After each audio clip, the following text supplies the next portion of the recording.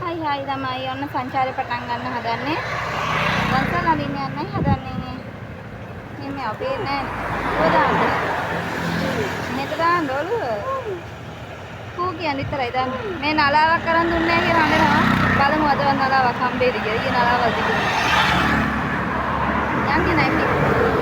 ඔන්න අපේ අද පළවෙනිම දන්සල සව් කංජි රසම රසට හදලා තිබුණා. කජු මුද්දරප්පලන් එහෙම දාලා රසම රස සව් එක. කඩල. බලමු තව මොන හම්බෙයිද කියලා. ඔන්න ළමයි වටපිටි වල පාරේ සීනි සම්බල් එක්ක පාන්. කන්න හදන්නේ. ඊළඟ දන්සල චොක්ලට් වැනිලා මික්ස් අයිස් එකක්. යක්කලට චූට්ටක් මෙහා. බලමු තව මොන හම්බෙයිද කියලා අපිට. අද දවසේ දෙවනි අයිස්ක්‍රීම් දන්සලක් පැන්දා. පොල් රොටි සමග ලුණු මිරිස්.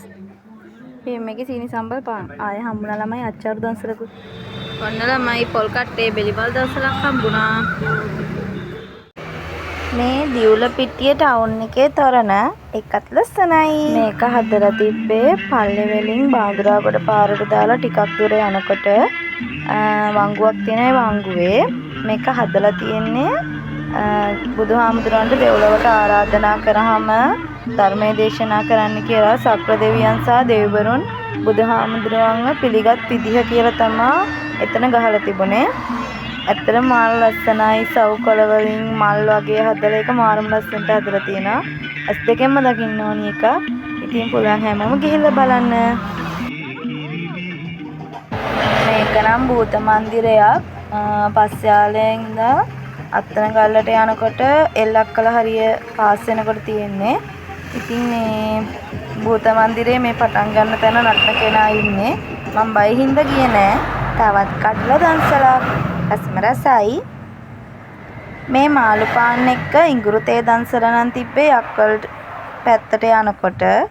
ඉතින් ඒකත් හොඳයි. මේ බත් දන්සල කජුගම තිබුණේ. පරිප්පු පපඩම් කජු කරවල තෙල් දාලා අඹ. ඉතින් බත් එක රසම රසයි. ඔයාලට ගොඩක් තිබුණේ අත්තන ගල්ල පාරේ අපි යනකොට.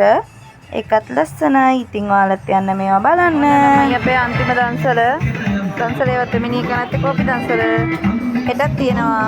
එන්න ඔයාලා බොන්න. මොනරාද මෙහෙට ගෙනල්ලා. ඔයාලට පෙන්නන්න. ඔන්න ළමයි මොනරා ගෙනල්ලා දන්සල ගාවට පාරෙන් එහා පැත්තට පයින්න බෑ.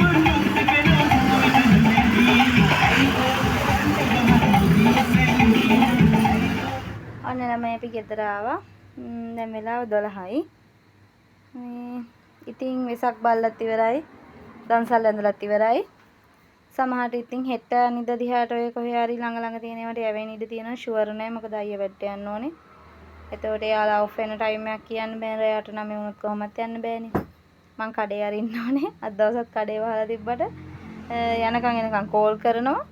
මේ ඉතින් ඒ හින්දා හෙට ඉඳලා අපිට කඩේ වැඩ පටන් ගන්නයි අයියට වැඩට යන්නයි තමයි තියෙන්නේ. එහෙනම් හෙට ඉඳලා කඩේ වීඩියෝස් ගේන්නම්. හැමදාම වීඩියෝ ගේන්න try කරන්න. එහෙනම් අදට ගිහින් එන්නම්. bye bye. good night. good morning.